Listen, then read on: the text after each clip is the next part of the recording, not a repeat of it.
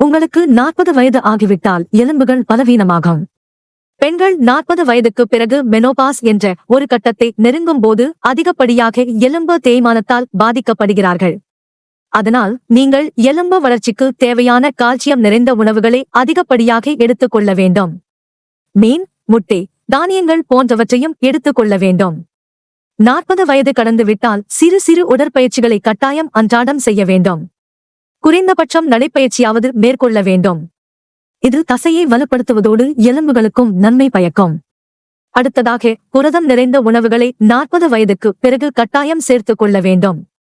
40 வயதை கடந்து விட்டால் ஆண்கள் புகைப்பிடிப்பது மற்றும் மது அருந்தும் பழக்கங்களை கட்டுப்படுத்தி குறைக்க வேண்டும். இது நுரையீரலை வெகுவாக பாதிப்படைய செய்யும். மேலும் 40 வயதை கடந்த பிறகு ஆரோக்கியமான உடல் எடையை பராமரிக்க வேண்டும். அதிக எடை கொண்டிருந்தால் அதை குறைப்பதற்கான முயற்சிகளை மேற்கொள்ள வேண்டும்.